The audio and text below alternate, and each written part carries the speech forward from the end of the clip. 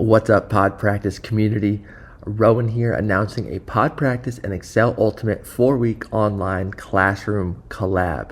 If you've ever wanted to interact, ask questions, and pick the brain of your favorite podcast host, here is your chance. It runs 4 Tuesday evenings starting March 11th.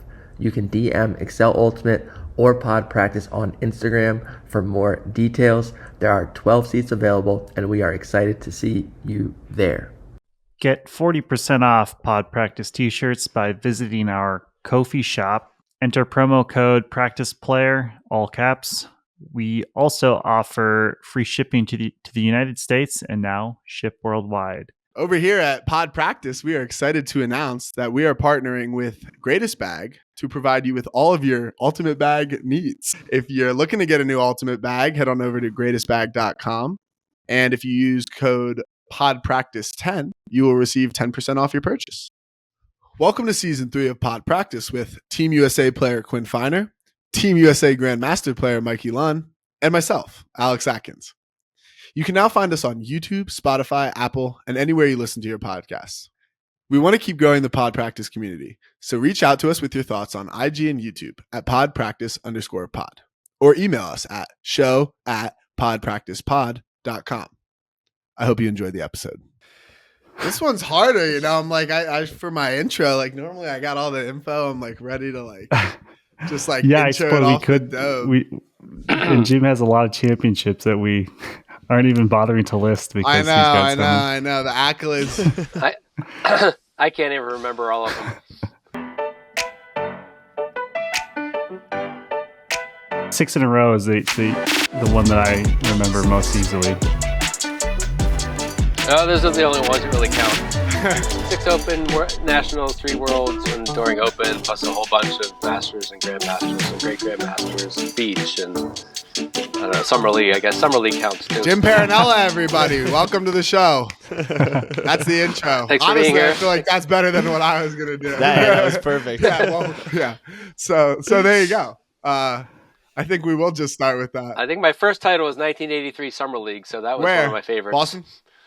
Pittsburgh. Pittsburgh. No, I grew up in You Pittsburgh. grew up in Pittsburgh. Yeah. Well, I feel like that's where I want to begin. Just a little bit about, you know, your story when you started playing Ultimate. Just kind of take us through like what those years were like and tie it into as much of the dog and Boston days as you can. So. All right. Well, this could take the full 2 hours.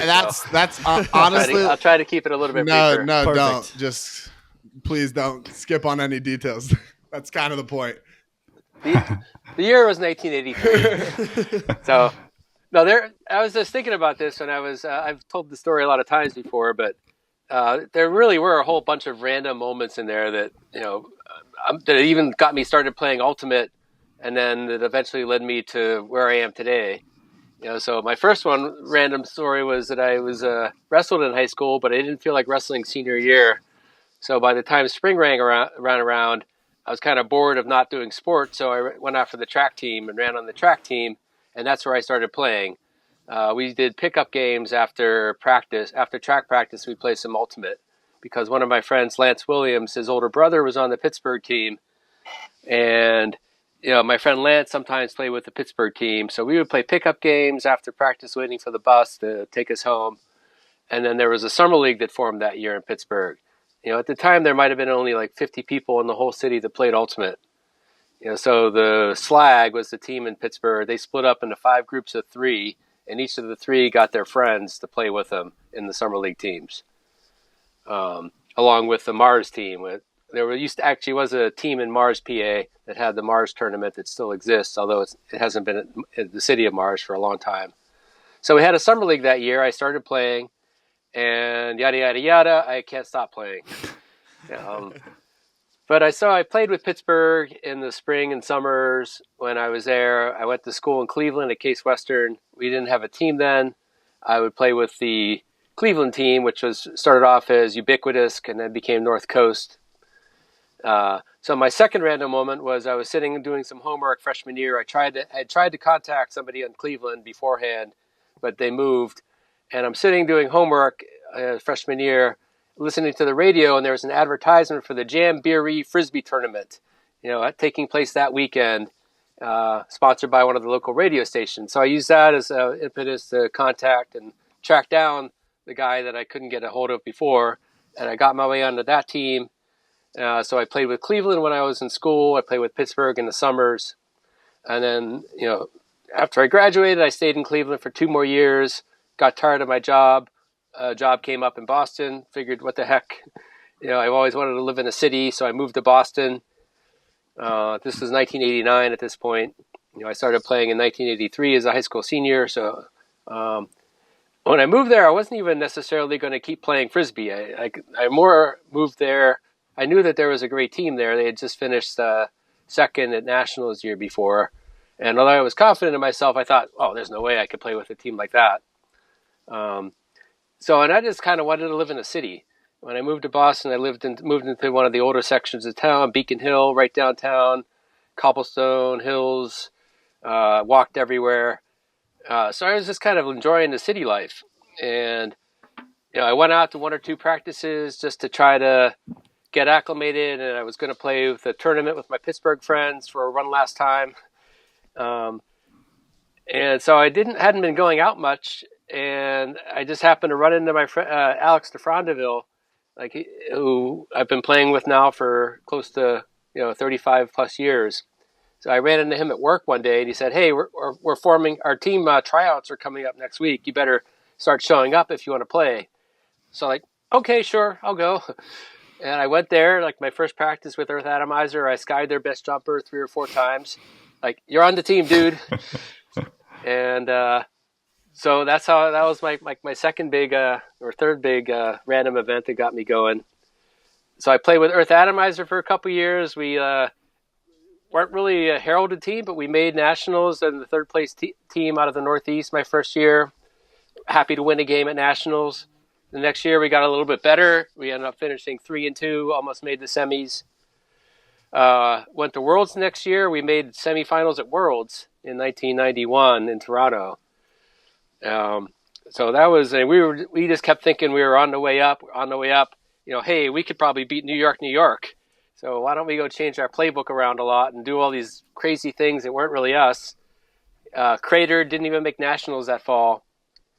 Meanwhile, the other Boston team, which had been undergoing some name changes at the time, they were also a little bit dissatisfied. The Rude Boys had won in 1982, and over the years, there's a pretty common pattern. You win, you're happy with how you're doing, you keep the name. If you lose and you fail to achieve your goals, you change your name. You can't do that now, but back then, it seemed like every other year, the team was changing names. So it was went from Rude Boys, then it became Titanic, then it was First Time Gary, then it was Big Brother.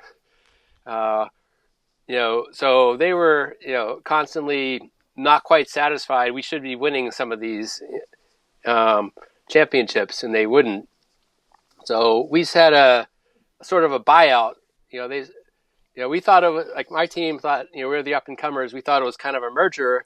It turned out to be a little bit more of a buyout. They were buying out some of our players and some of our intellectual property. And, so we joined forces that year. We became the Commies, lost in the semis or finals again to New York. And then the next year we were Big Brother, and we lost once again to New York. So by now we're up to 1993. This was the last year pre-Dog. So we had it had been getting better and better. New York always had our number. They pretty much had everybody's number. But by 93 we were, on paper at least, as good as they were, if not even a little bit better. But again, they always had our number in the big games. We would beat them at some other tournaments, and they would beat us at Nationals or Easterns or Cuervo or whatever the big tournaments were. Cuervo, yeah. I still got one of my a couple prizes from there. Wow. But 93, so we thought, all right, screw that. We're going to become aggro like those guys. We're going to spike it every time. We're just going to chest bump a lot. And it culminated. We played them in the semis. They had lost in pool play to Double Happiness from San Francisco. So we played them in semis. Yeah, we're going to do it this time. So after every goal, all 25 guys from both teams were kind of yeah, we scored, you didn't score. And after like a while, like they're like the fifth or maybe like 5-5 or so, like after that happened enough, a couple people accidentally bumped shoulders. Next thing you know, people were flying around. Everybody's like sprinting on the field, finding somebody to hold their shirt. No punches thrown, but there was still called up. It was a melee. At that point we started falling apart a little bit. Later in the game there was a contested foul call. One of their guys goes against their guy. Our guy gets in their face and starts going ah, and so boom, headbutt. No Damn. cards or anything. Nobody's thrown out, and there were observers there, but nobody got thrown out of the game or suspended or anything. But that sort of sealed the deal at that point. Like everybody was like, "Oh my God, what just happened?" We didn't come back. We lost by like 7 or 8. Everybody is so bummed out. People, I'm never playing again. This is terrible. I need some space from all you people. So, the team just sort of split apart a little bit over the winter. Went into with different factions. One of our factions ended up creating the dog team. We would play indoors at MIT over the winter and then go out to the Thirsty Ear bar and just hang out and talk. And like, yeah, we should do something different. Like, yeah, these guys, a lot of these guys are aggro and they're just kind of, just run harder. You can get it back. We can get 4, 5, 6 turnovers in the same point, because we're going to run harder than they are than they do. And like, meanwhile, like our group was a little bit more soft, I guess some might say, but we were more about the efficiency and let's just take it easy. If you score every time, then you don't have to get it back this many times, and let's just play a little bit more relaxed offense and mix it up on defense. So in the spring in '94, we all kind of went our separate ways. Our dog group went and played tournaments. There was 2 other groups that played at tournaments. We won every tournament we went to. Those guys would lose in quarters. So when it came time to form the team in the fall, that put us in the driver's seat, and we were able to dictate the terms of who's on the team, how we're going to play. We still ended up, Mooney was still like the chief when it came down to it, but we just had, it was a different philosophy, even if by USAU standards today it would be considered the same team. One thing we did was go from 25 down to 19 people. Just so we would be a little bit more efficient and we all know each other a little bit better. We preached a little bit more of a easy flowing offense, take what they give you sort of mantra, and less, went back to dumping it more often. Like Earth Atomizer used to use the dump a lot, and just as a systematic thing, not as just trying to get it from weaker to stronger throwers, but just as a reset, keep the frisbee moving around. The Big Brother, et cetera team, like it was much more of a vertical game. Big throws, big plays. If it's anywhere near the receiver is supposed to catch it.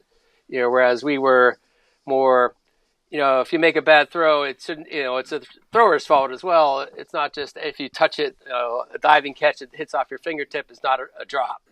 It's on the thrower as well. So we tried to shift the responsibility and, and just the whole like take it easy kind of mantra and like less in your face. We also did a lot more innovative defenses like the clam and several different zones and just mixing things up a little bit more. So that year when we got back in the fall, it did have some aspects of the hardcore defense from the previous years, but much less. And then, that was the year we finally broke through and won nationals. We'd beat New York. Also, they kind of helped out by splitting up themselves because they just couldn't stand each other anymore. So they split into 2 groups, one a little bit stronger than the other. So we ended up beating them in the semis of nationals in the epic game that back and forth. They're up, we're up. At the cap, we're down by 1 in a heavy wind, or it's tied, but we're going upwind in a heavy wind. they could easily trade off to win just by scoring downwind, but we get a big upwinder the next point.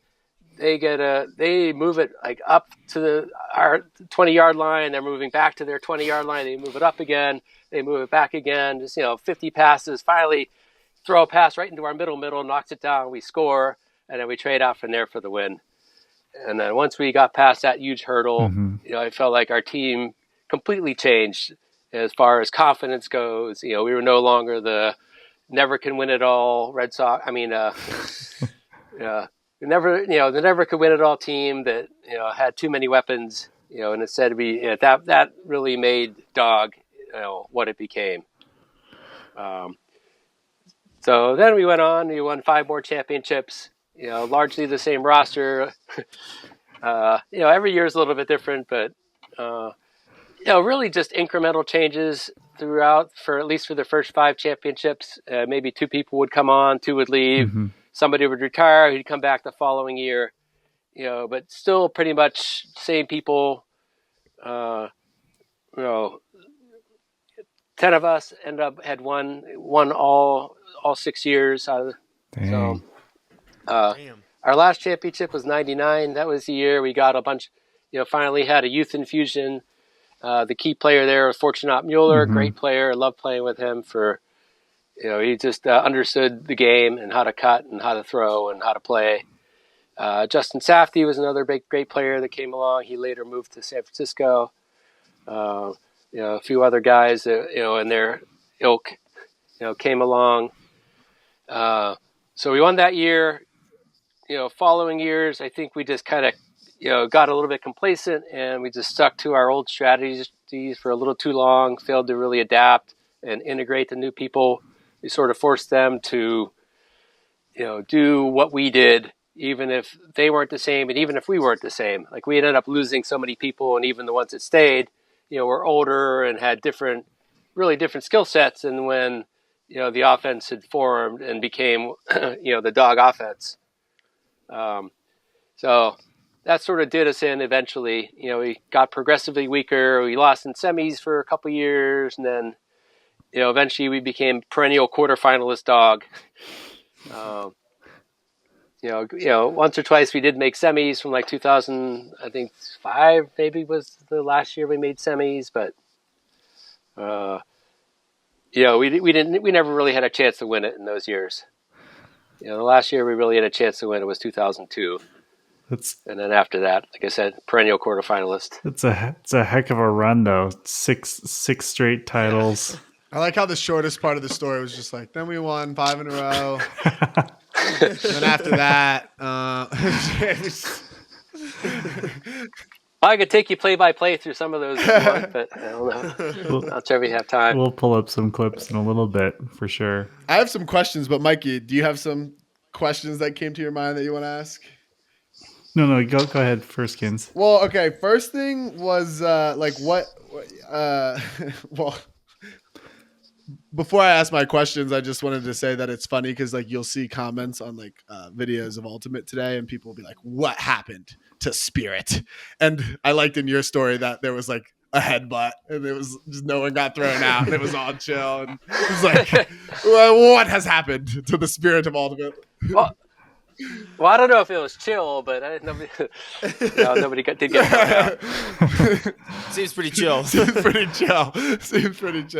The second, I wanted to ask you about the clam. Like I've always just, you hear legends of it. Just like if you have any like details on the origin of that, and like why it kind of came about, I'd like to hear about it. Oh, sure. Well, back in the day, everybody did a vertical stack, and everybody lined up a really deep vertical stack, and all the cuts would always come from the back, to the front. So it's like, there have been some arguments online about who exactly invented the clam, but our team was the first to use it a whole lot. This was back in Earth Itemizer days. Somebody said, "Oh, we got this defense we played in Florida where you do it's a hybrid man zone. The front 3 guys would play man-to-man, and the back 4 would form 3 guys in front, 1 in the back, and they would cover the in-cuts."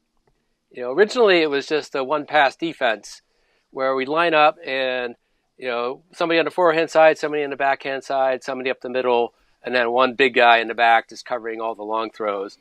So you would just, as soon as somebody cut to the open side, the forehand guy would cover that. Somebody would slide over. If another guy cut, then whoever next would come in would cover that and stay with it. So they would just stay with it, and that would just be designed to thwart the first pass plays. Oh, also back in it, this was before the new pool rule. Back in '98 or so, they changed it. It used to be if it landed in the end zone, you would walk it up to the goal line. So almost everything started from a stagnant, check-in. So rather than, so you wouldn't have the flowing plays going. It would be somebody walks it up, tapped it in, go. So everything would originate from the back. So like I said, at first it was just a one-pass defense. And then in '92, we were at a tournament. We only had 8 guys at the tournament. And this is a fairly competitive tournament against all the good teams on the East Coast, and New York was there. And one of the guys we just picked them up at the tournament. We had 8 to start with. Somebody got hurt warming up for the first game, and we saw Neil in the parking lot. Hey, you want to play with us? Like, yeah, sure, I'm not playing with. So we added back an 8th guy. Neil was stoked, I bet. It's funny though, he couldn't get into the second half of the final. Nobody would take a sub. Right, yeah. And he's like, all right. So we started we did a couple of things, like we did the man, where we had a designated goal scorer, where Chris Corcoran said, hey, I want to catch all the goals this game. So all right. So he caught every 13 goals in the game. We got close to the end zone. Nobody else would go into the end zone. They'd all go back and cut for the dump, and then so he could score. So that was one of the concepts we had, but also the clam. There's no way we're going to be able to run with all these good teams, for the whole tournament. So let's just try playing the clam the entire length of the field. And we ended up settling, 8 people, 7 people. Everybody ended up having one position. Gary, Mike, Kizelboss, and Jethro were 0, 1, and 2. No, Gary was 3. Oh, anyway, Jordan, Jethro, and Mike were 0, 1, and 2. Gary was 3. Mooney was 6. Cork was 5. I forget who was 4. And then I filled in, whoever was out that point, I played that position. And if I remember correctly, having read your blurb, and is it what's the book called again? Tactics and Strategy, or Strategy and Tactics? Ultimate Techniques and Tactics. Ultimate Techniques and Tactics. So 0, 1, and 2 are running down the pole, right? Yep. They cover the first 3 handlers. And then the 3 is what, middle? 3 is on the forehand side. 4 is on the backhand side. 5 is middle. In the middle. 6 is all the way in the back. And then as it goes, when you're playing the clam for more than one pass, 0, 1, and 2 always stay covering handlers. If their handler clears out, he would pass them off to the 3 or the 5, and then cover, go take the next person in the stack. So the front 3 were playing man-to-man, and the back 4 were playing, covering, clam, a little clam on the stack, surrounding the stack and trying to, prevent the cutback cuts. If you're watching, if you ever watch one of the old videos, the announcers get really confused. Everything's a clam to them. So I think one thing you can do to say, you could tell is if you watch the marker. If the marker goes with the thrower, then it's a clam. If the marker goes with the disc, it's a zone. Right. So we had a couple of different zones we played. The clam, like I said, those 3 guys would just stay with their cutters until they cleared out. And like I said, at the time, everybody ran a cutback stack, vertical stack, 3-handler offense. So that's how, the positions all came down. The number, and I think the key part though is that the numbering started with 0. Yeah. So, were you guys instead of going up the? Were you guys playing a vertical stack, or did you start to play other offenses during your time there? No, we just played the vertical. Yeah, it was still a very north-south game. And when did you? We did have a dump. No, what were you gonna say?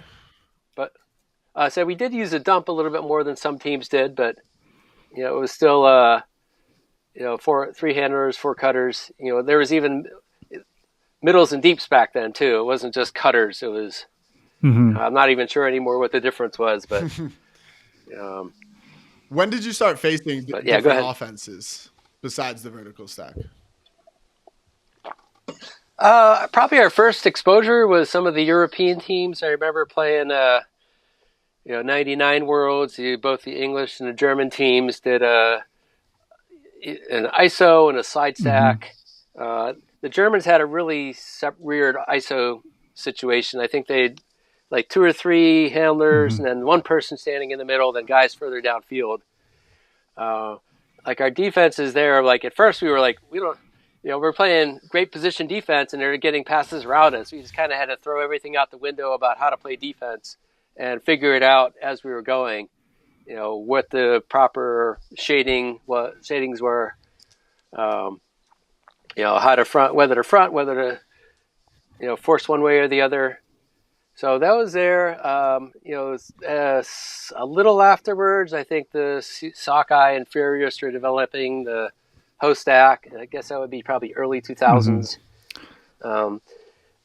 We had a side stack ourselves that we used occasionally right around that time based on what the Germans were doing. Fucking Germans. Or maybe it was the English people. Fucking English people. For whatever reason, we called it the Swedish. But it's what's funny is a lot of the old Colorado players here, like GM age and older, call a side stack of Boston. I've never known why, but they do. Well, we did use it around 99. Actually, at the finals of Worlds, our vert was doing poorly, so we just switched over to the side stack. Ran off like 12 straight goals without a turnover after having only played it like 1 point a game for the entire tournament up before the finals. And like after 5 points of the finals, we just switched over to it full time. So what was it like in the 90s developing strategies and tactics? Like, was it just like a meeting of the minds? Did you have like a committee within the team, or was it one or two of you responsible? And like, what would cause you to feel like you needed to innovate? A lot of it just happened. It's in response. Like the clam came about as a response to the 4-person play and the big comeback cuts. So that's sort of evolved. And I think in general, like things just kind of evolved. A lot of our strategies really just came from codifying what worked. It wasn't necessarily, sitting around like with, chalkboard, drawing out stuff. We should do this play. We should do that play. Like the whole concept of the man. And, I think like one day Chris Corcoran just like, you know what, I'm just going to stand out here. It's the vert stack. I'm the first cut. I'm just going to stand out here on the open side, and then do like the little in and out cut. So that was sort of a one-man host stack. Yeah. And so it's like, oh, actually we could do that. Let's try that some more. And I saw some of that, I think in the 95 game as well, at least 1 or 2 possessions. Yeah. Just the ISO guy can basically go where he wants. We just call the 4-person play came from New York, and they probably got it from somewhere else. Our basic offense was just, A catches it, B is the hitch pass, C and D are the man and buddy. They can cut in, they can cut out. It's really whatever's open. So some of it just came really from like, going to these tournaments we would go to. Like we always had a small roster. And a lot of times, like, 7 guys wouldn't go to tournaments. Like even in the fall, I was looking up some of my notes in preparation for this. In '94, we went to a tournament in September. 11 guys came. So we played a tournament in an important fall tournament with 11 people. So you gotta be efficient. Yeah. So a lot of it just kind of developed that way. Like, well, how do we save our energy? How do we, score efficiently? And you kind of have to do it that way. So that sort of led us to, our mantra, 1 person cutting at the time, if that. I remember playing with Ironside one tournament once, like, oh my God, I've never had to run this much in my entire life. Just like offense, I felt like I was constantly in motion, whereas, like one of my concepts is purposeful walking. That's what I do. I just kind of, I want to go there, so I'm going to walk this way a couple steps first, and then I'm going to cut there. Instead of watching Jam play, like they were like, "Woo, woo, woo, woo." Like, oh, I can't believe how much these people were running out there. It's so interesting that you say that, just because watching you play in some of these games from the 90s, I felt like you were a really strong runner, like that you had that endurance was a strength of yours. Oh, that's true too. But I mean, I'm certainly willing to run, but I don't run quite as much now when I play. Of course, I am almost 60, but no, a lot of it though, it's if you notice, a lot of it is just sort of going this way a little bit and then going that way really quickly. Just trying to get involved in the setup to the cut to try to create open space. So that on my first step I'm open. Rather than just running around nonstop, all over the field. I think trying to identify the exact moment where all I've got to do is turn and take off in that direction, and I'm going to be open for whatever I want to get. So like I said, a lot of it is just kind of evolved that we would play. This works, this doesn't work. Let's just keep going. This like some of the give and go plays would just somebody just cut in a certain direction once, and then all right, well, let's write that down, put it into our playbook. Yeah. So it's funny to watch some of these games, and there are like certain concepts that I think we have now codified. In some ways we're probably reinventing the wheel a lot, and I saw like we'll have to pull these clips up in a little bit, but you're on the end zone, on the right sideline, we call like the flat backhand or wide backhand side, and you throw a dump behind you, and then you cut for a give go, which is like a very typical motion that we teach today. But then you cut back and attack what we call the skinny inside space, and like I feel like we've just spent so much time working on that specific space, like attacking that specific space. And it's hard for me to know what you guys are doing organically and naturally and by feel, just by virtue of playing so much together, or like what you've talked about. I think that's like the biggest thing when I look at old footage is like, did these was so much of this just intuition of hours and hours of playing, and or like what were what were practices like to like distill that stuff down? Well, so let me tell a story. So Greg Cusack played with the Condors for a long time. So he was one of our big rivals for a long time. We ended up in Masters time, played with him and Dugan. So we invited, Cusack and Dugan played with us at Worlds in Masters in 2008.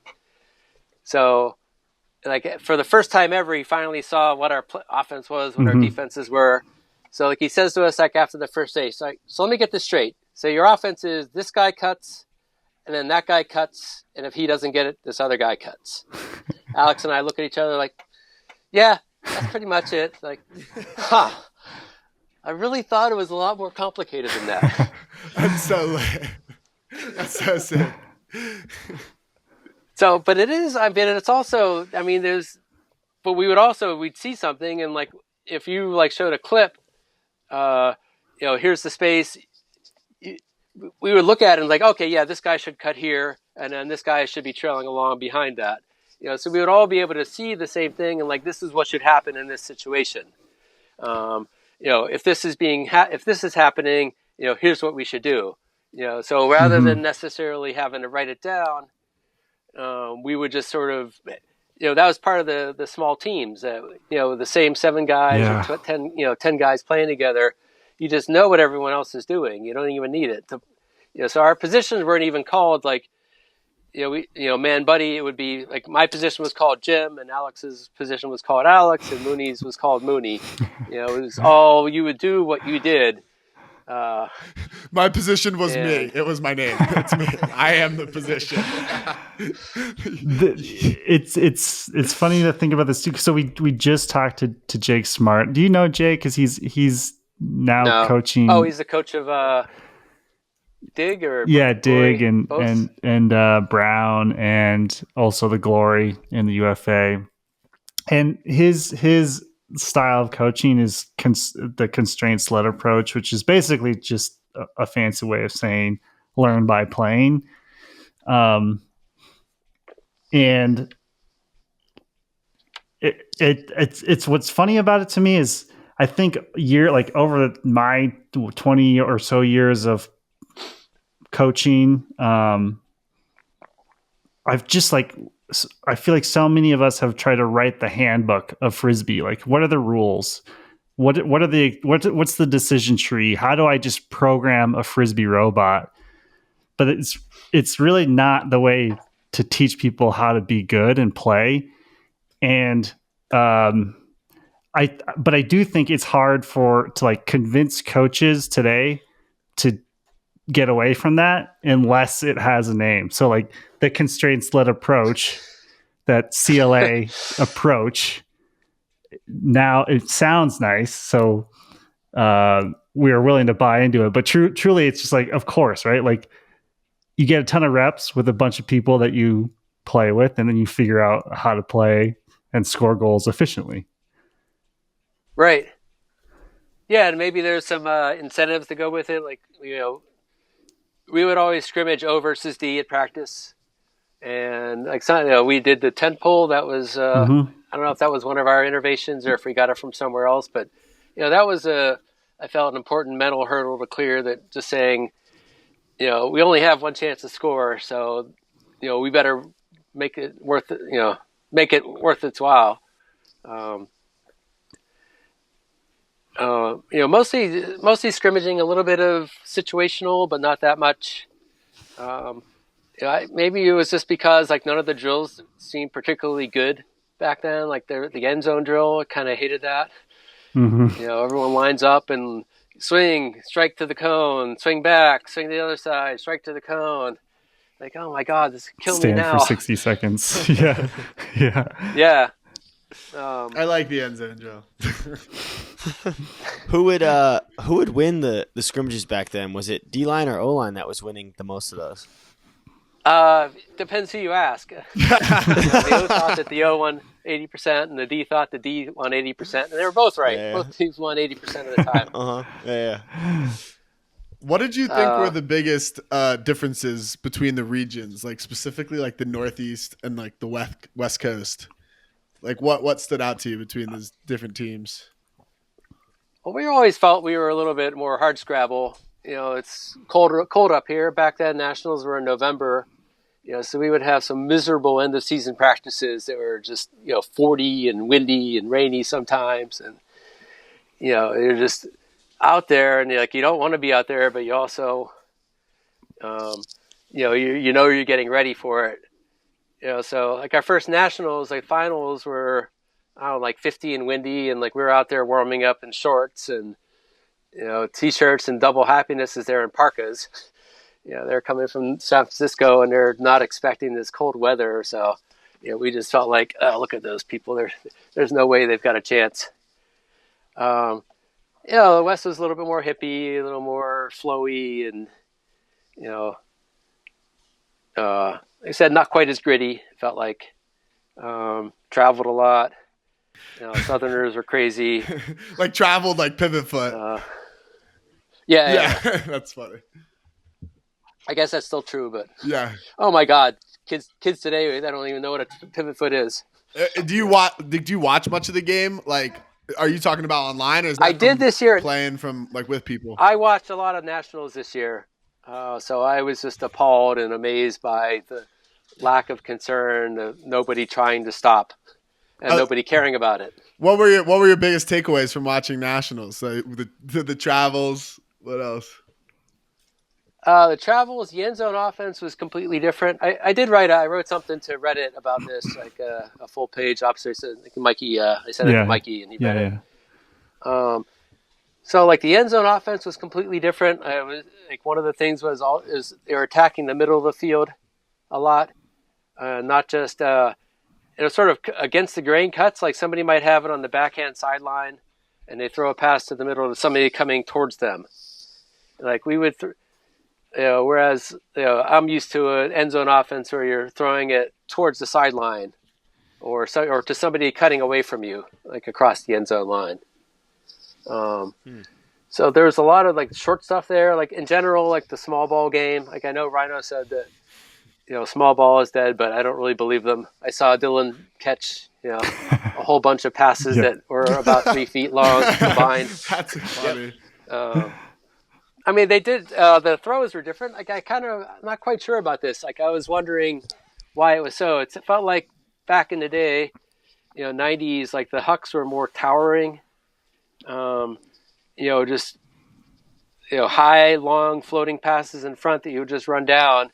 Whereas here, like I'm watching, like my God, they just threw them so fast. These guys like just got cannons and lasers that they're throwing these. And the guys are this. You don't have to have the guy. Like we always preach that the long cut should start from really close to the disc so that you have time to get it out there. But with how fast they were throwing it, the guy's already 30, 40 yards downfield, and they're just zinging it, and it's still getting past everybody. I know. I'm thinking of that Micah one. So that was a big finals change. To Rafi. Yeah. I had the same But thought. a bunch of those guys were just throwing. Like, wow, that's an impressive throw. I mean, the talent is much further. It goes much further down the roster. I think like more people can do more things. There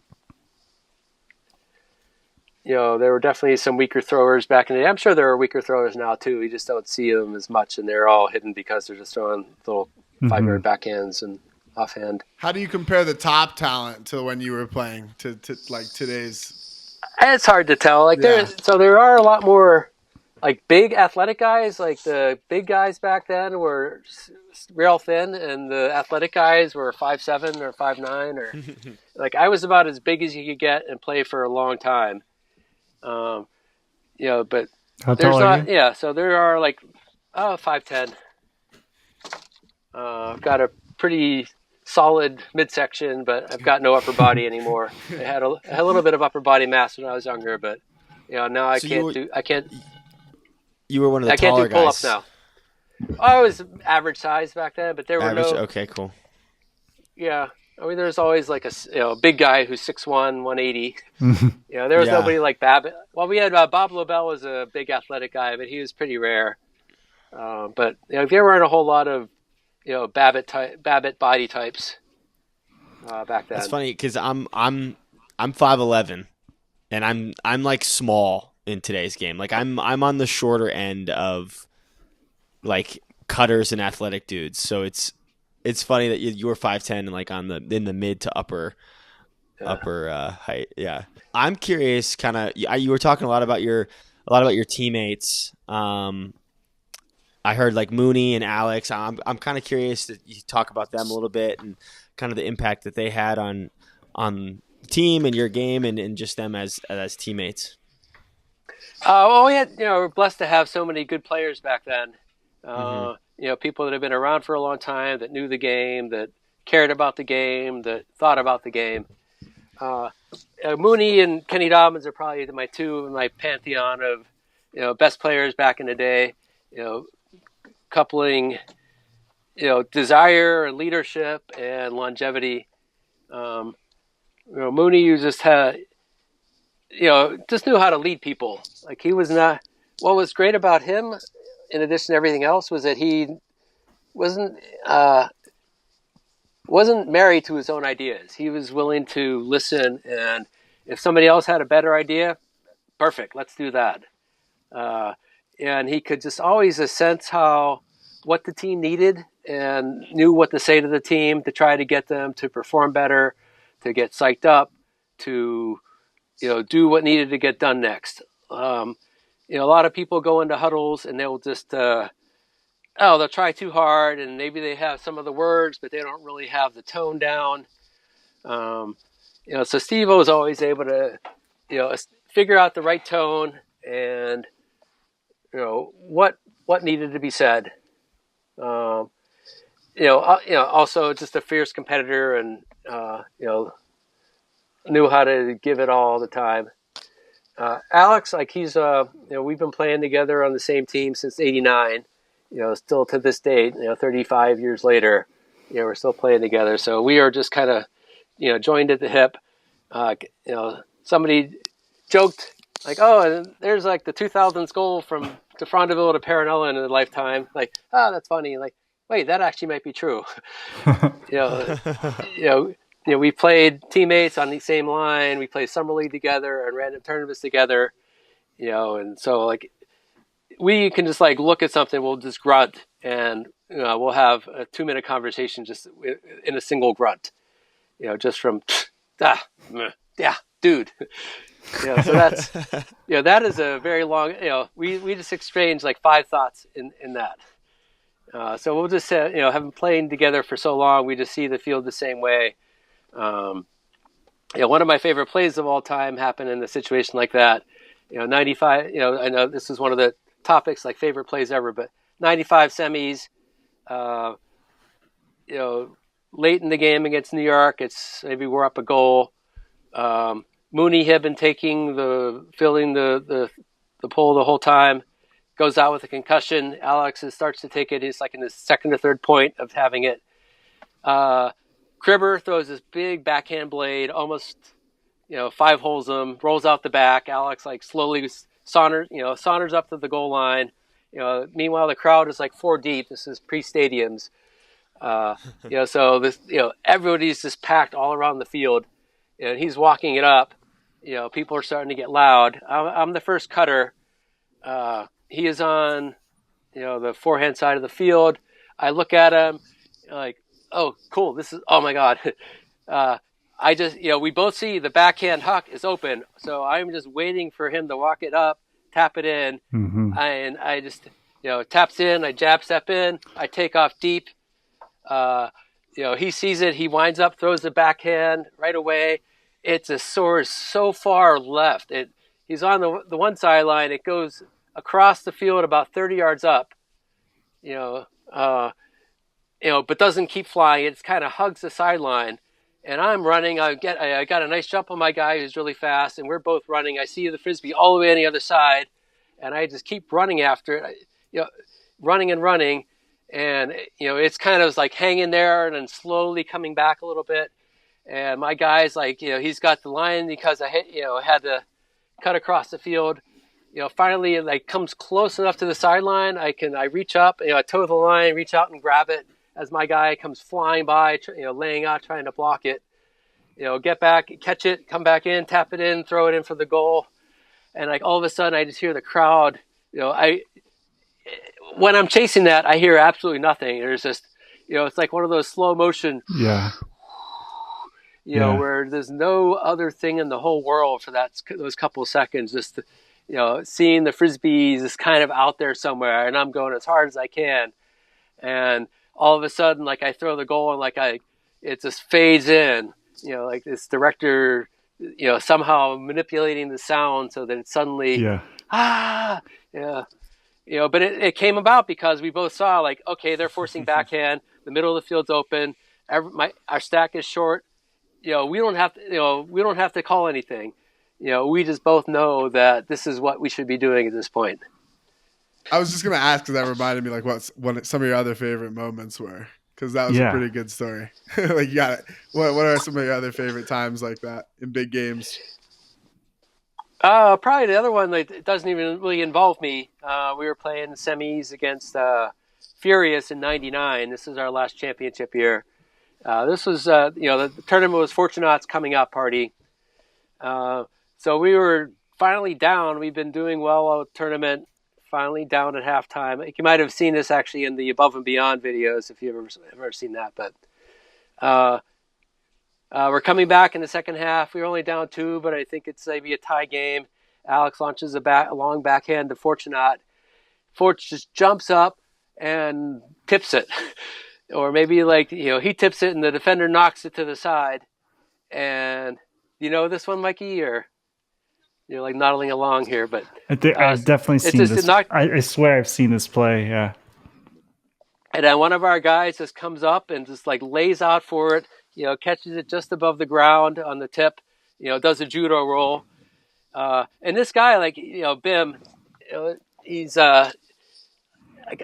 played with us for, he was on the team for 5 years during the championships, played with him afterwards. I still play with him now, but like we would never, like he's never called him to play, never the primary cutter, just a great fill, great teammate, and, just always working hard and always in the right spot. So for him to make that catch, he wasn't going up there to high five Forge. He was going there to, for that exact reason. Like he knew that there might be an overthrow or a tip or, something that happened. And so he was ready for it. That was his job, just to be ready for stuff that happened. We weren't relying on him to do the, make the big cut or make the big catch, but he was doing his job, paying attention, and, just making that, game-saving catch. And just like the tournaments, so many little tournaments we go to with 10 people where we're just, inventing defenses and inventing strategies as we go along, seeing what works, and then winning the party that night too. And thanks for those, by the way. Thanks for those defenses and strategies. Still enjoying those to these days. I think the clam, like 3-person with the 3-person guard and the handlers 3 and then a 1 deep. That's still like my favorite defense to play. Honestly, I like to be the. Does 6. it still work, or Alex is a good 6? Or? It does really well against, especially against the vertical. Mm-hmm. I like it doing against the vertical and a side stack. Honestly, I think I like side stack, like same thing. It's kind of easy. Ho stack was always the challenge with it, for sure. Yeah, based on your diagrams, actually from your book, Jim, I think maybe the only real difference would be the 1, 2, 1, 2. The 3 and the 4 might tend to play a little bit deeper. But maybe not even. It sounded like from your description, it left a lot of room for adaptability as well back in the day. I want to get a little bit more into your development of strategy and tactics, but do you have a favorite championship? Did any of them mean more, or was harder to achieve? It's like asking which of your children's the favorite. The first one, it has a special place. Everybody loves their first time, like just achieving it, finally getting it done. It wasn't quite the long struggle that some people had, but realizing that we could actually do it and then doing it, was pretty awesome.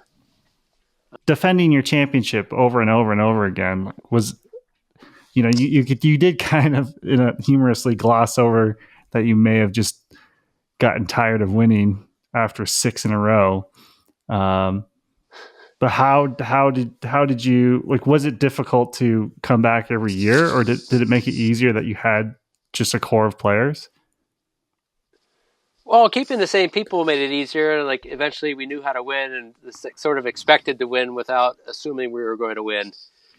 So even, we had a couple big comeback games. Like there was a pull play game our third year, and we were down 11-4 against Saucy Jack and came back and beat it 15-14. Semifinals against Ring in 97, we were down 10-4 at halftime. And I think he might have even given up the first goal in the second half. We go down 11-4, ended up beating him 19-17. Yeah, part of it is just confidence and, and with preparation, a little bit of swagger, and like you kind of knew that people were expecting us to win. So we just kind of, would benefit from them making a couple unexpected mistakes at key times. But we were just ready. I think we trained hard. We went hard at practice. We were used to going against, the best team and the best offense or the best defense. So we were always prepared for it. We didn't take it easy on each other. We often hated each other for long periods of time during the year. the O hates the D hacks, the D hates those soft, O players. So like after just grueling practices where you're just ready to fight the other team for such a long time, it's like, oh yeah, we're ready. Bring it on. We're ready for other teams now. Yeah. So, and having like 7 Hall of Famers didn't hurt. Yeah. I'm curious what kind of stuff you guys were doing in the gym to train. I know you said you guys trained hard. Were you guys doing anything in particular, like in the gym, lifting weights? What did that look like? Not organizationally. Like we would do track practices where, like on Tuesdays, we would go to the track and successively shorter sprints over. We would start off early in the season with. I don't even know. Do people even do 400s anymore for training, or is that obsolete because everything's shorter? That's on the long end, but yeah. No, we would like have a 400 several once in a workouts. while. I can't stand them anymore. I'm not even sure I could run 400 at a pace that I would consider a 400 pace. I'm tempted to go out and train just to see if I could do it, but like, oh no. But we'd do track workout on Tuesdays. Like I said, it's early in the season. It would be a bunch of 400s and then mix in 200s. But I don't think we ever got below 100s though. We'd still do longer sprints than we really needed to do, or we're optimum for ultimate. Practices were hard. Practices were 3.5, 4 hours both Saturday and Sunday. We'd also get together Thursdays, and it's just basically a 2 hours of scrimmaging. I think like I'd cross train. I wouldn't really go to the gym, but I'd play other sports. Even during the season, I might be playing volleyball or basketball. We're taking a quick break to introduce the Be Ultimate Playbook presented by us, Pod Practice. The playbook will be published in its entirety on the Be Ultimate website as a free downloadable resource.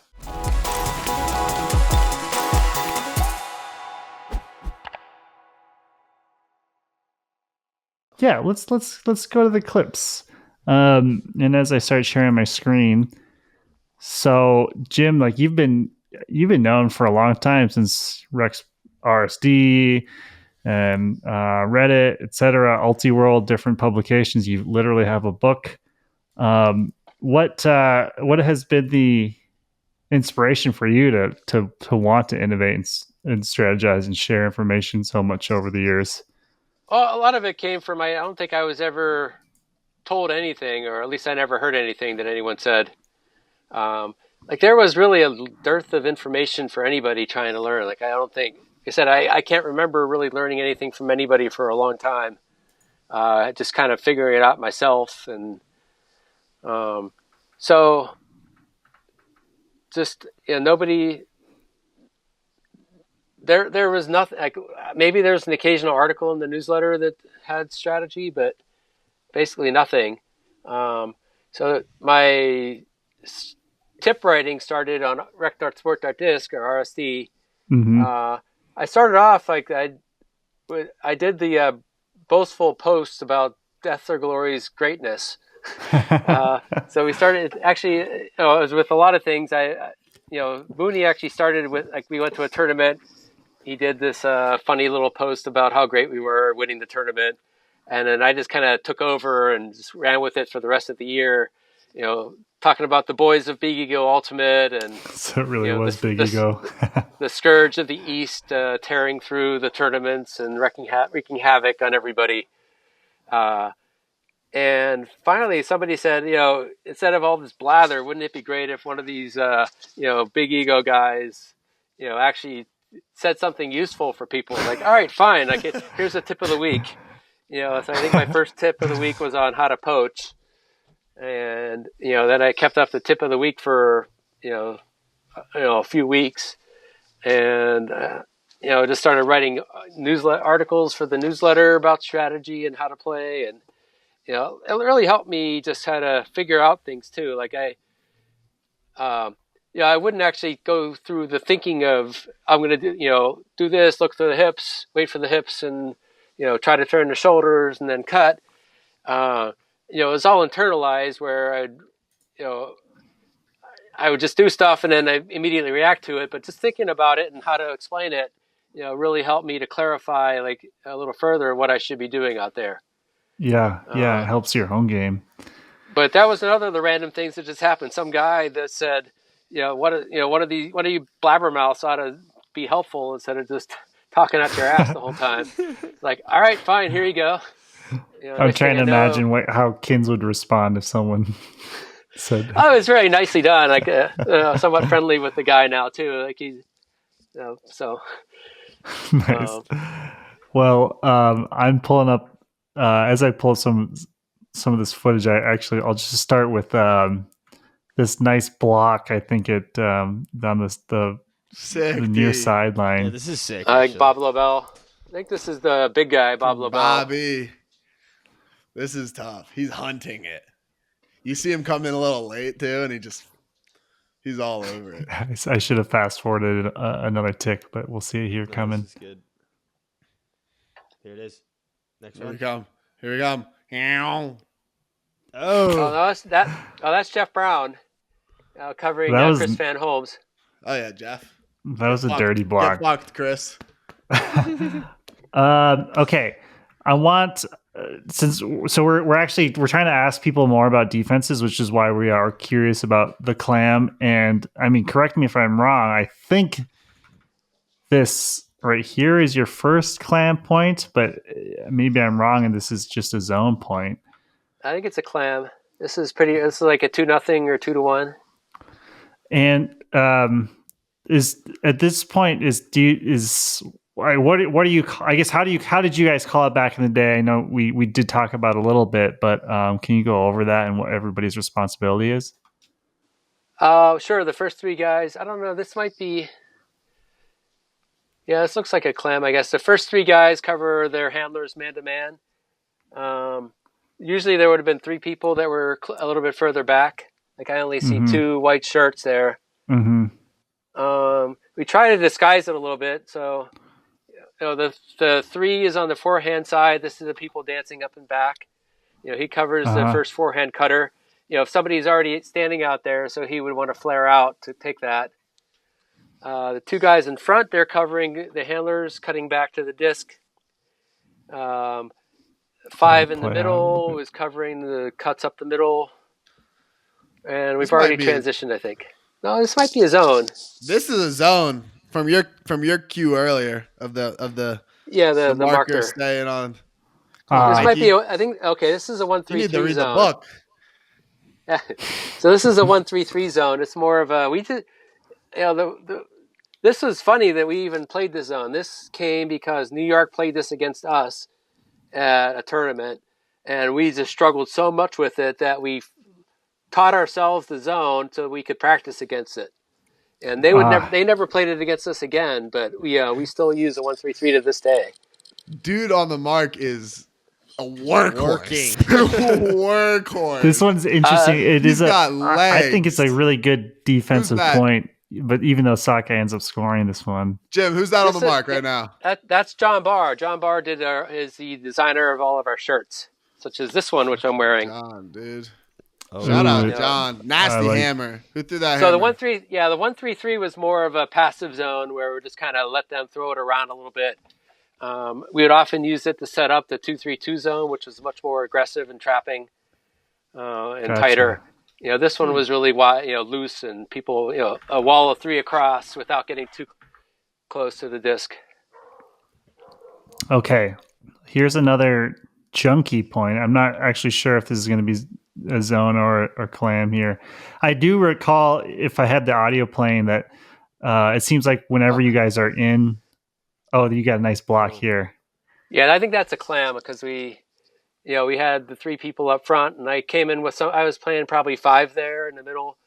I think I came up initially to cover somebody.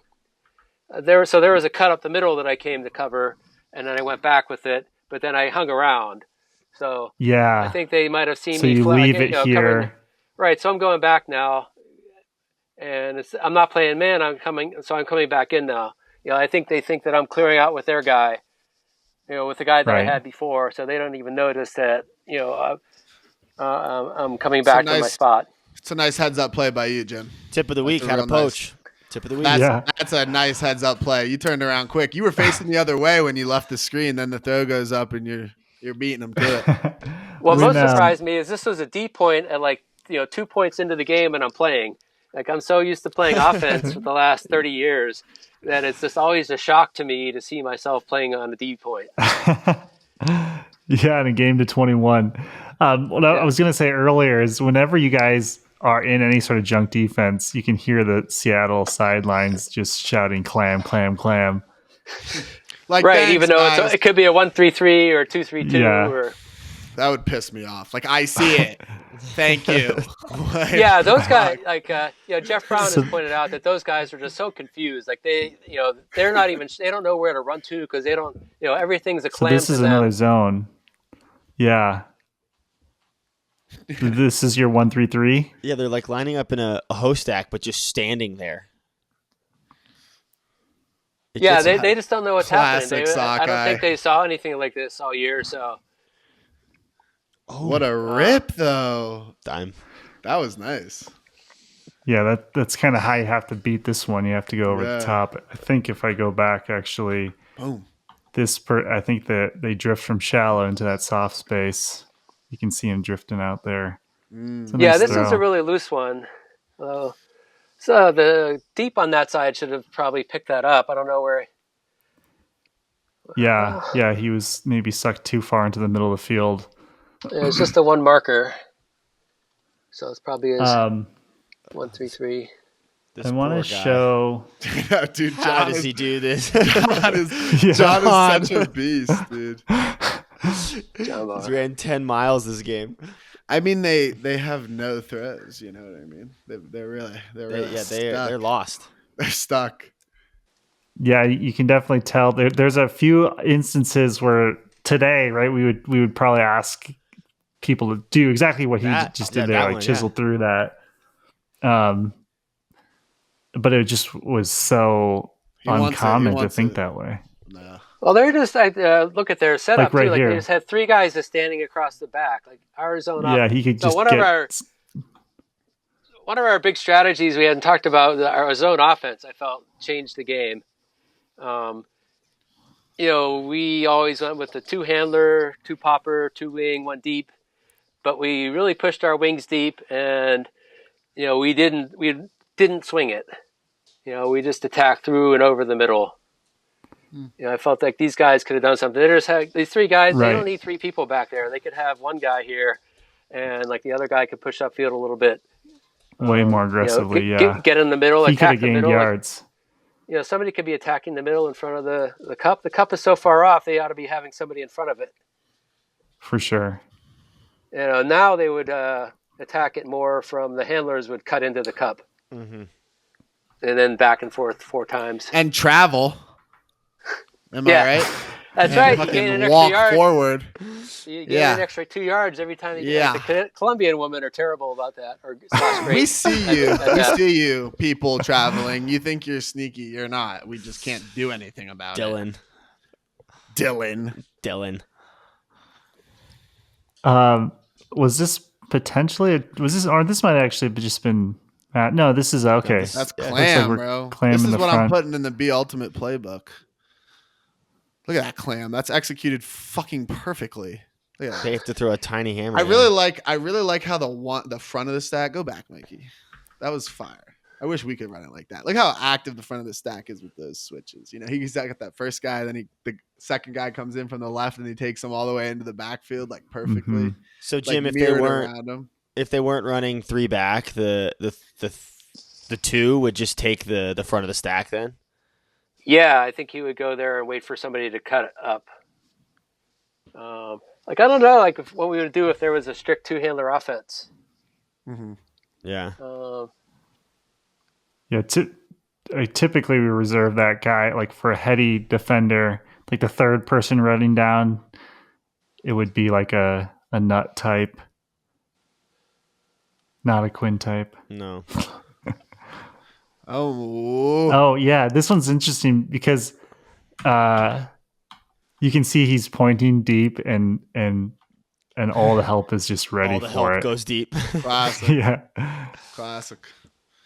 Yoink. So nice play. Okay, I have a couple more. I have a couple more D possessions I want to look at with you, and then I just kind of want to show some cool plays that Jim made, and maybe even some stuff from the '99 game. Fuck yeah. Let's see. I think I have 33-55 written down. Oh, this was a nice pull. Also, sorry to rewind.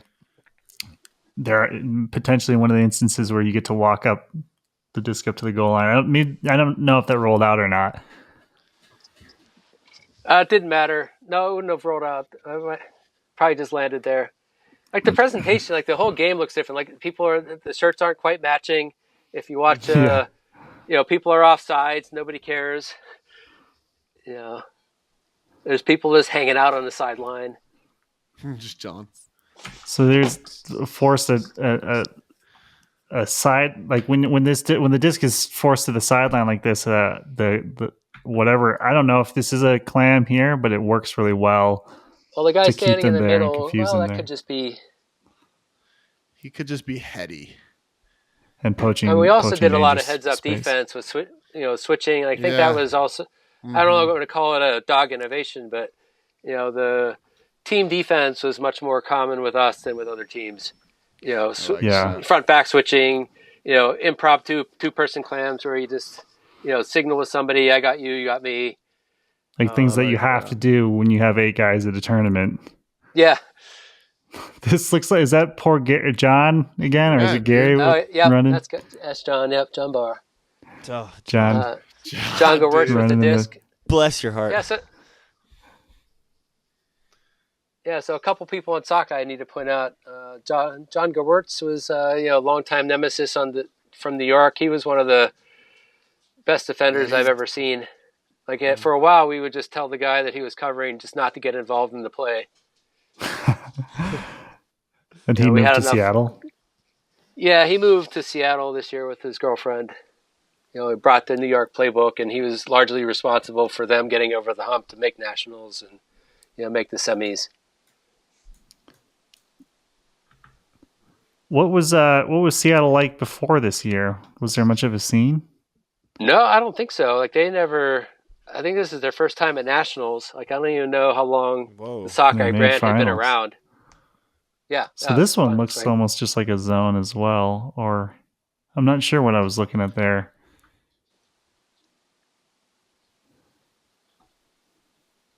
Do you recognize this at all, Jim? It's probably a zone just because they're hanging out more. Nobody's covering the guy behind. He's sort of the off point. Somebody else is marking now. So this is probably our 2-3-2 zone. It's a little looser than I would typical. You can see the structure a little bit more now. And our 2-3-2, most people call it a 3-2-2. It's a 3-person cup. 2 markers in the middle. I think it's a nice throw. That's going deep. Let's go. Big play. Yeah, it's interesting. It almost looks like at the beginning, it almost looks like it's a forced middle. Yeah, and maybe typically our transition. Typically we would start off forcing middle and something like this, and then pick our spots. Let them get comfortable with the marks behaving a certain way, and then switching it up and trapping or getting a little more aggressive. Yeah, near a trap sideline potentially. I love this deep possession. Yeah. And that switch, you can see him calling for it. It's excellent. That was sick. Okay, I want to point out some of my favorite Jim moments in this game as well. Now we're talking. Obviously, we already showed you getting that D. I'm trying to remember if this is one of them. Okay, this is an offensive set here. I wrote. Oh, this skinny up line is what we call this. that space Yeah, is nice. something that we actually talk about this spot a lot. Jim, that's you at the disc, right? Can you tell? Yeah. Yep. Did you guys talk much about like where the reset would position here, I think and how you normally I guys would have like to expected a attack? dump cut. I think normally I would have expected Alex to cut back. And then now, if this happened, I would have, of course, thrown the lefty backhand for this cut. Yeah, but having that soft forehand is nice. Yeah, well, back in the day, you had to learn how to throw a soft forehand. Now nobody knows how to throw that. Exactly. Right. Yo, I'm throwing soft forehands, Jim. I got same, that man. throw. I don't throw lefties. We I got don't like that. throwing Yeah. lefties either. Oh, I do actually. I've embraced that. Like the Great. offhand throw. All right. I did call it. I did in my blog in 2005 or so. I called it a junk throw. Look at that fucking dude, boy. Oh, nice. Ooh, that's a little bit sketchy. I did. There are so many more hammers back then than there are today. Yeah. I don't know why. I think it's the spaces are probably just a little bit different. Well, I noticed there's not as many like straight up break throws in these games as there is today. Like just like flicks and backhands. So maybe like the hammer was just more. As I say that, there's an inside break. So But this one, yeah, that's why I marked this one. But go ahead, Quinn. I just noticed that there's not as many like break throws with just flicks and backhands. So I think people use the hammer more for that than people do today. Is kind of what I saw, but maybe I could be completely off base. I don't know. It's also changed a bunch from from the mid '90s to the early 2000s.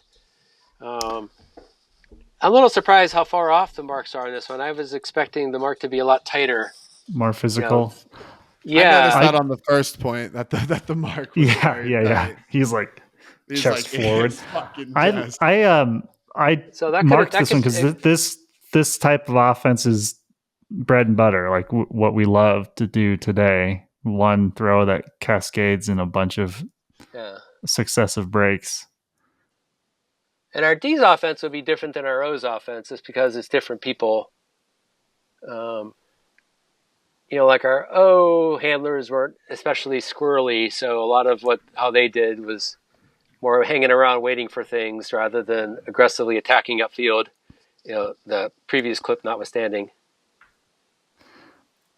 Okay, I wrote... So some of these marks are a little tighter. Not there. I don't know. Why did I mark this one, I wonder?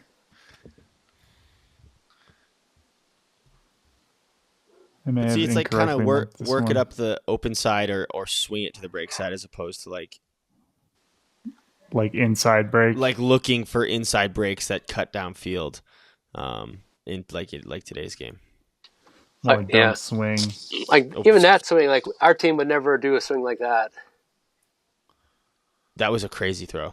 Those were two fat flicks in a row. That was crazy. And we're up. I like how this guy holds the flick. Like you can tell he's fucking ready to sling that thing. That thing's back there. Good. This was a controversial one. Almost picks it up. Yeah. He picks it up. Yeah.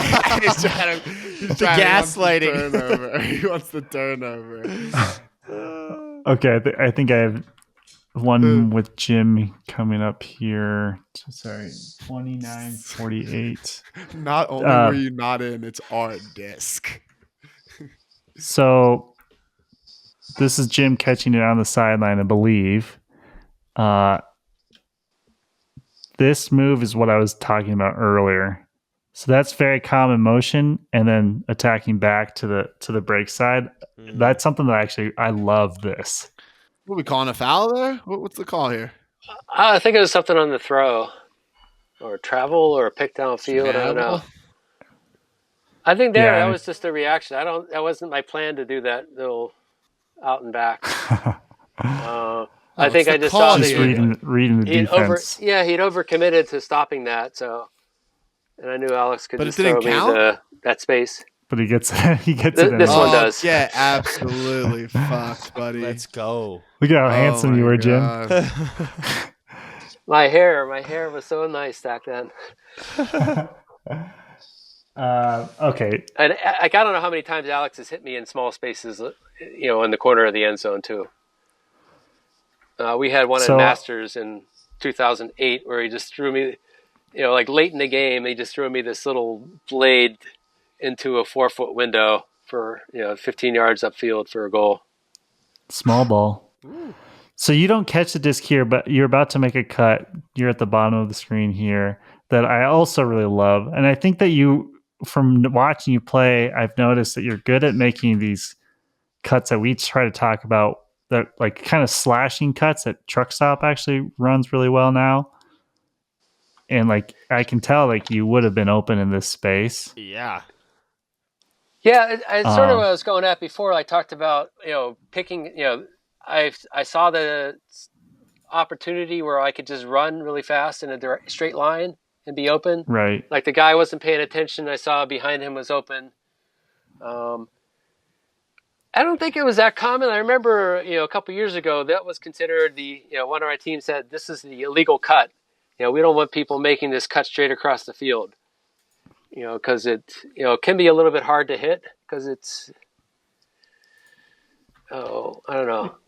Who's this guy with the hair? Go back a little bit. Who caught this goal? Yeah, that's Chris Corcoran. Cork. Dude, that hair is crazy. Yeah, Quinn, that's you got to go use your main out. Yeah, he was a dominant receiver for several years. He was up in the Hall in the look back committee this year. Nice. Like there must be the women's championship team in the background drinking out of the trophy. Yeah, they were all wasted already. Yeah, dude. Yeah, that was Godiva. Godiva just destroyed whoever they played in the finals. And it's before the trophy had that like second tier on it. Like when we had it, it had a second tier to it. Yeah, that's what's so interesting to see you holding it in 95 and knowing that that's the same trophy. The same one that we different had. base, I think, but okay. It used to have people would write their names in it too, but the Condors cleaned it off. The Condors cleaned it off one year. That pissed me off. Well, now that program is basically dead, so that's what they get. They cursed themselves by fucking with the trophy. Okay, this one's is not as mind blowing. I think, but this is just another motion that I like. Another like attacking space. That defender was certainly just selling out to try to stop the swing. Dump. Yeah. Yeah, that's 3 times at least we've done that. Like I would have said we never did that before watching this just now, but that's interesting. But I guess that reading the defense. Let's see. I want to 39-10. Okay, this one I think was my favorite O possession coming up here. Yeah, locking it up. Next time my dad says we're soft for not playing to 21, I'm going to tell him that they walked it up if a player. Come on. Well, also see how far away everybody is. Yeah, I was not even. I was wondering about that. So you get a number of free unders from so deep. Do you recall were you having to juke your defender, or were they just? I think I would generally do the purposeful walking. So I would start off like in the front to mid of the stack, and as the disc is being walked up, I would just slowly kind of walk backwards. Like my guy might have decent position, respecting the deep cut to start with, so I would just sort of push him back 10 yards. And then, take one jab step out and then just come under. And I want to let's watch Jim just cover the whole field here. You have good timing like against the flow here. Yeah, as the disc spacing swings is great. Yeah. Well, I just try to take advantage when I see an opportunity and just keep it. Yeah, you had the advantage because you sprinted downfield. That was crazy. You were hauling from out of the screen. The guy's trying to catch up with you. He just never can. He's one step behind. All right, now we gotta watch Jim get big here. Big man. Yeah. I could jump. Oh my god! Talk about moon ball. No. No. That was Yeah, did you see sick. that spike? Oh, also the kids today with their spikes. Did you see my spike right there? Let's go back. Let's see the spike.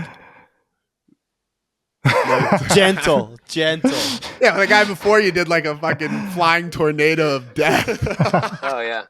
That was the guy, they never. When you get to the end zone, act like you've been there before.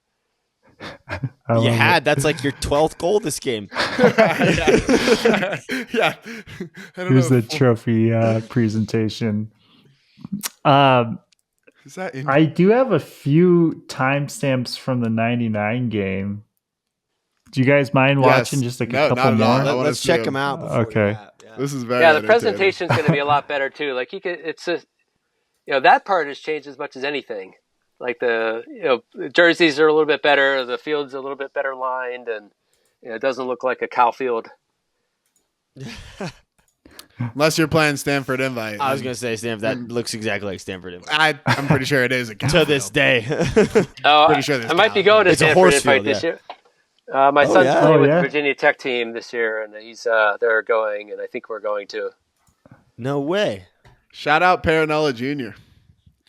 on your Yeah, college he's quite career. the little leaper himself. It's kind of awesome watching him play. He played Goaltimate with the locals and wowed them with his athletic ability. Gets Is he from his good? Fun to pops. watch him. Oh, he's really just starting playing a lot. Like he's been throwing a frisbee and going to tournaments since he was 5 weeks old. But Wow. he's got a great head for the game already. Can you guys see this okay, by the way? Yeah. Okay. I wrote this one down thinking it may have been another clam point. I don't actually know. It looks like Or a it could be a zone, maybe a zone. 2-3-2. Like the Lenny 2-3-2. angle in the middle there. Lenny was a great middle for us. Mikey, you're This- those classic is Lenny commentators, 24? bro. No, he's 58. 24 is Jason. 24 is Jeremy Seeger. He's probably the most fundamentally sound player from that I know of. He looked like a really good athlete. Yeah, everything came. He did everything well, except golf. Fucking bomb. That's massive. Oh my god. Wait, That guy got Paul big, Graffin? but Yeah, Paul Wasn't Greff he with the on block. offense? Paul was he awesome. was on Oh, offense. right. It looked but like he did it, though. yeah, he I looks think like he was just trying his hardest. To, That's true. I think Paul just intimidated him. You mentioned Forge, and there's a couple good plays of him here. I wanted to show. You got to play the clip that he looks like me and makes like a similar play to what like my play style is. I texted it. Ew. Whoa, that was sick. Yeah, What was actually, that? That right? was like, Mooney to someone? Mooney to Fortunate. Forge, I believe, right? Yeah, Ooh, Jeez Louise, give me that. that's that. Let's Andy see, Cruz you on want- the defense. That's kind of a spike. This is approaching 2000. We're 99 here. Was this the point, Quinn? Yeah, No. yeah. This is it. Oh, it is. It goes up to Jim on the right sideline, on the flick sideline, and he just booms it. But like the dark curly hair and the flick, it kind of looks like me. I'm not gonna lie.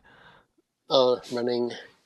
The 88 shirt. Right Alex. here. Oh no, next one. Yep. That's Forge to me. And then Seeger cuts up the line. then He just keeps going. Boom. Yeah. That mean, looks it's like one of those Let laser me beams tell you're you, talking let me about. tell you. Yeah, that's Yeah. a modern day throw, Jim. Oh, people always threw the forehand with the laser. The backhand laser Okay. is new. I didn't see you throw a lot. Were you much of a hucker ever? I would huck some. I was more of a cutter, though. I always had a strong arm. Ow. Let's see. What do we got here? Another. And we tended to have potentially our 2-3-2. receivers do a lot of the hucking as well. As part of the play, like the first cutter would get a yardage cut, and then there'd be a lot more space to throw it. That's kind of where the game has gone today. It's a lot of the hucking comes from like mids and like hybrids as opposed to handlers. This What were one your- almost. Go ahead, Kins. I just want to ask if you had any least favorite rules when you were playing. Least favorite? I'm sure there were. Let me try to think.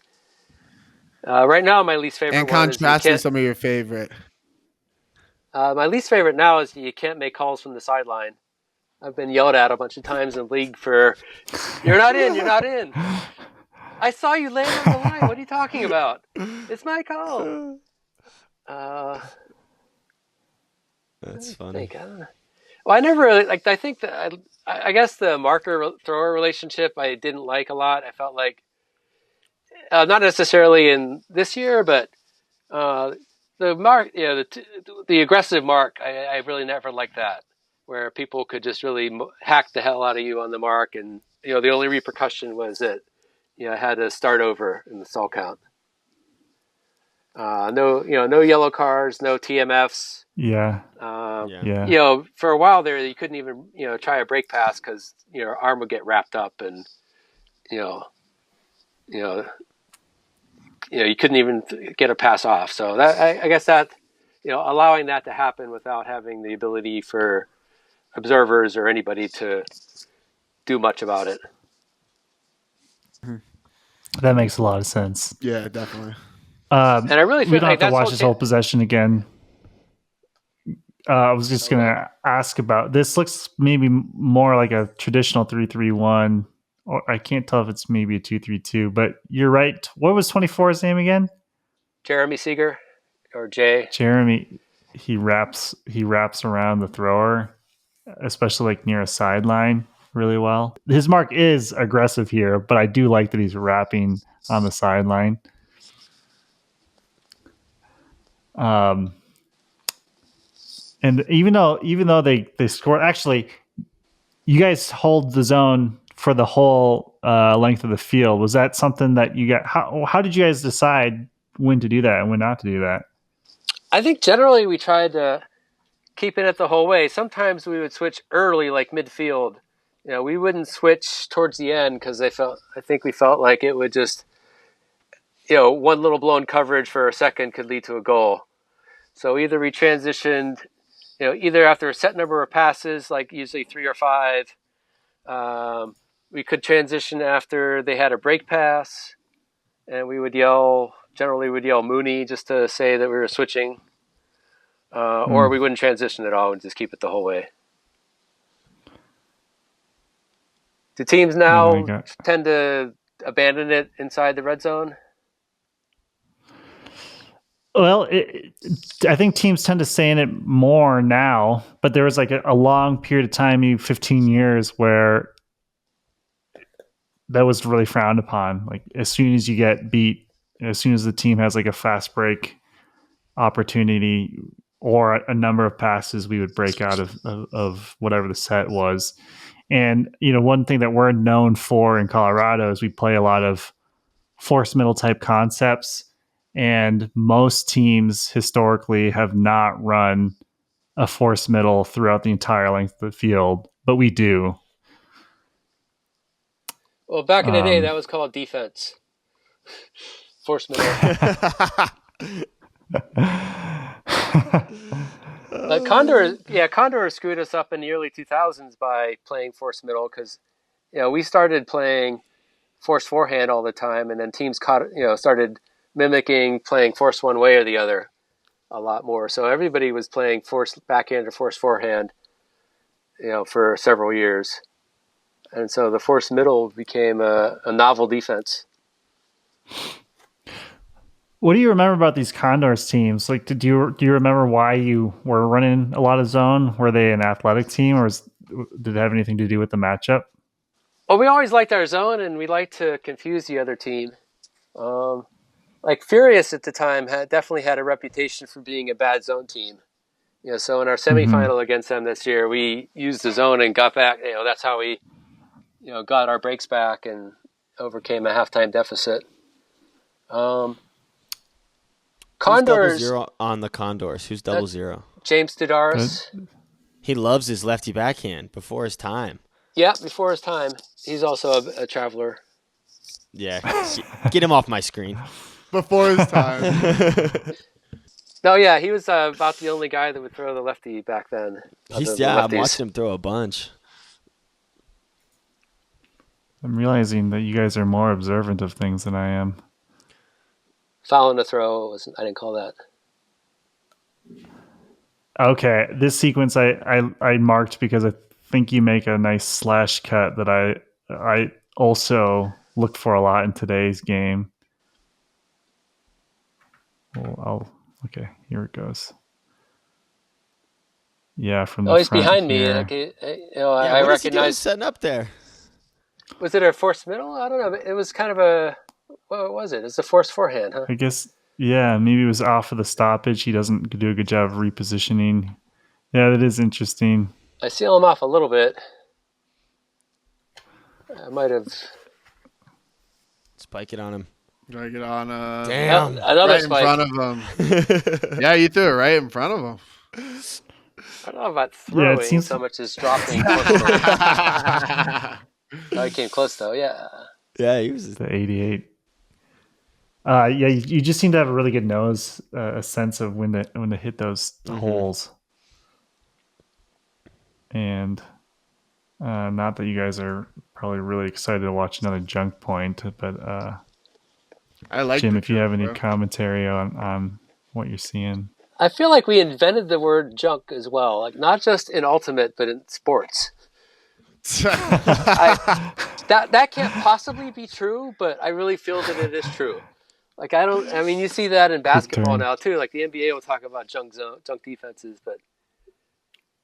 and Yeah, I think, it is interesting. and we started using that term. I think they like our D they would wait.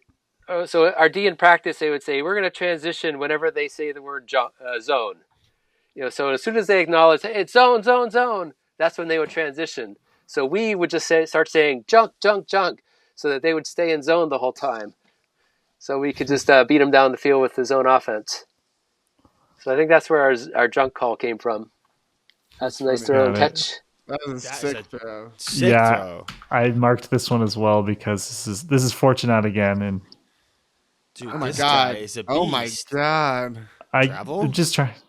I feel like there weren't a lot of people making that throw. Everyone just fucking wants to try. That was sick. There aren't a lot of people insane. making And this that's throw the guy- today. No. And that's the guy with the crazy catch too. Legend. Yeah, Oh. Damn. Forge was good. He didn't play too long, did he, Jim? Well, this would have been his first year with us. He'd played a club a couple years before that with Dark Horse or whatever they were called. I don't remember how many years he lasted, like 2008 or 2010 maybe was his last year club. Okay, that's not nothing, I guess. That was a good 10-year career in club. And he won the Callahan in college before that. Yeah, like the third or fourth Callahan, I think.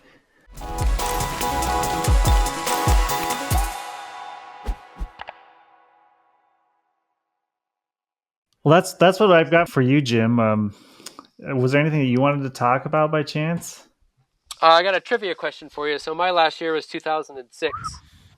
And there were 3 players that played that year and also played last year at Nationals. Can you name any of them? 2006. Okay, Marquette. Yes. Okay. Yep. Yes. Okay. In men's or just like in the men's division? Or? Yeah, just in men's. Played men's then, played men's last year. Okay. There's a Grant couple. Lindsley? Very good, yep. Yeah. Is Friedman? No. Duh. Yeah, I had Brody from Ultimate Reference look it up today. You guys ever go to that here. website? That's pretty awesome. Yeah. Oh yeah, we love that. I was use it living all on the it time. today. I think he's developing more stuff that he can, type a query like this in eventually. And Oh, that would I'm be also- great. I'm curious, while we're thinking about this trivia question, I'm curious if you ever played against Jim Shetler at all.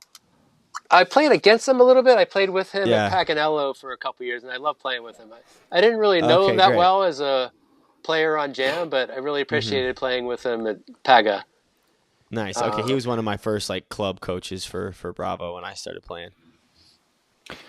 You ever see his feet? Oh yeah, I Oh, my try God. not to. I try not to see his feet.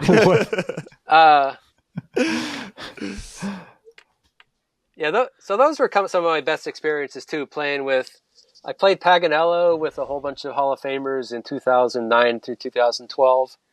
So like Bart Watson, Bo Kittredge, Yeah. Greg Gusak, Ron Kubalanza, though he's not in the Hall, but He's not? no. That's He surprising. keeps me. coming up close, but he hasn't gotten in. Is the third guy at net? Is he a Furious guy? Is it? Yes. Oh, it's, Vasilyev? No, he didn't no. play this year. Hibbert. What's it? Yeah, Hibbert. it's Morgan Hibbert. Yep. Oh, you guys are good. Hib. Come on. Wow, I didn't think about the Hib, dude. Yeah. I almost was gonna say who's the Matt best? Rader, but Matt, I think for his first year was 08. Grant, Yeah, obviously. I thought he was one too, but Brody looked up on rec.sport.disc and found out that they were talking about this 16-year-old from Seattle in 2008. So. Yeah, because he didn't make the juniors national team, but he made sockeye, and sockeye was representing the U.S. as Team USA that year. Funny. That blows my mind about Grant. I can't believe. I mean, I didn't know he was that old. Yeah, me neither, man. Jeez. He Maybe he was- was like he 15 is- when he played there. I don't know. yeah. I That's think he was a true. junior in high school his first year, maybe senior. Thanks a ton, Jim. This was a pleasure. Oh, thank you. I'm glad to have a chance to bring attention to myself. The big ego. We're glad we could. Big ego ego, ultimate, big ego. baby. That's Yeah, right. come on. Big you. That's funny. Okay, right, don't awesome. don't leave quite yet, but I'm gonna say peace out. All Peace right. out. Peace out. Oh, balloons. Balloons. Balloons, nice.